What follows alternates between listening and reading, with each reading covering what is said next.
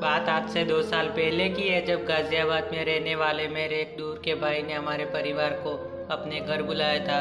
क्योंकि मेरे पिताजी की तबीयत उस समय थोड़ी ख़राब थी, इसलिए मेरी माताजी ने उनकी देखभाल करने के लिए पिताजी के पास में ही रुक गई और मजबूरी के कारण मुझे उनके यहाँ न्योता पूरा करने के लिए जाना पड़ा। मैं सब लोगों से मिला, लेकिन भाभी मुझे बहुत ही ज़्यादा आकर्षक लगी। उसकी उम्र कोई 27 साल के करीब होगी और दिखने में तो बहुत ही ज़्यादा सुंदर थी।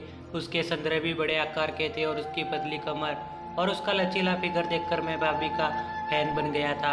अब तो मैं सिर्फ भाभी को एक बार ठोकना चाहता था। मैं इस खूबसूरत आइटम के पूरे मज़े लेना चाहता था। भाभी की हरकतें मेरी तरफ ज़्यादा ही बढ़ती जा रही थी और मुझे लगने लगा कि भाभी भी शायद मेरे पप्पू को अपनी चिड़िया में डालना चाहती है। फिर अगले दिन की बात है, किसी रस्म के लिए हम 6 लोग नदी किनारे पहुँचे। वहाँ हमें नाव में बैठकर नदी के बीच जाकर एक रस्म पूरी करनी थी और इस रस्म में करीब 40 से 50 मिनट लगने वाले थे। लेकिन नाव में सिर्फ 4 लोगों के लिए ही जगह थी और मेरी उस रस्म में कुछ खास मौजूदगी मायने भी नहीं रखती थी। इसलिए मैंने उनसे कहा, मैं यहीं रुक जाता हूँ, आप लोग रस्म करके वापस आ जाइए। फिर भाभी ने बोला, अरे देवर जी, आप यहाँ अकेले रुकेंगे, अच्छा थोड़ी लगता है, आपके साथ यहाँ रुकती हूँ, उन्हें रस्म करने के लिए जाने दीजिए। इतना कहकर वह मेरे साथ वही नदी के किनारे रेत पर बैठ गई। थोड़ी देर में नाव दूर चली गई। अब शाम के समय हम दोनों वहाँ अकेले बैठे हुए थे। पता नहीं भाभी को क्या सूझी, उसने मेरे ऊपर रेत फेंकना शुरू कर दिया। मैंने भी फिर उनके ऊपर रेत फेंकना शुरू कर दिया था और हम दोनों हंसने लगे। वो मेरे गोद में आकर बैठ गई, मेरे होठों पर हाथ रखकर मुझे चूमने लगी। उसके बदन से बहुत ही अच्छी खुशबू आ रही थी और मैं उस खुशबू में मंत्रमुग्ध हो रहा था। मैं भी उसके लाल होठों को ज़ोर से चूसने लगा और उनका रस पीने लगा। लेकिन भाभी इतनी ज़ोर से किस कर रही थी कि मानो मेरे होठ ही खा जाएंगी। फिर जब हमने काफ़ी देर तक किस किया तो मैंने उसके संदरों पर अपना हाथ रखा और पूरे दबाने लगा। इतना होते ही वह पीछे हट गई और उन्होंने आसपास देखा तो एक कच्ची झोपड़ी दिखाई दी। उन्होंने हाथ पकड़ा और हम दोनों झोपड़ी के अंदर चले गए।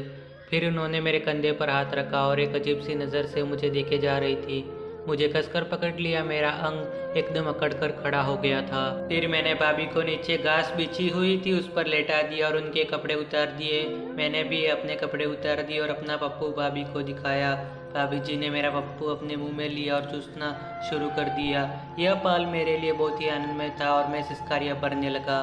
फिर मैंने भाभी की चिड़िया की तरफ देखा तो एकदम चिकनी लाल रंग की थी। मुझसे इंतज़ार नहीं हुआ और मैंने अपना पप्पू उनकी चिड़िया में डाल दिया और धीरे धीरे झटके देते हुए पूरा अंदर घुसा दिया। मैंने उनके पैरों को चौड़ा फैलाया और झटके देना शुरू कर दिए। भाभी निडाल होकर मसा लेने लगी। उसकी मुंह से जोर की आवाज़ें निकल रही थी और वो आंखें बंद करके कूदे जा रही थी।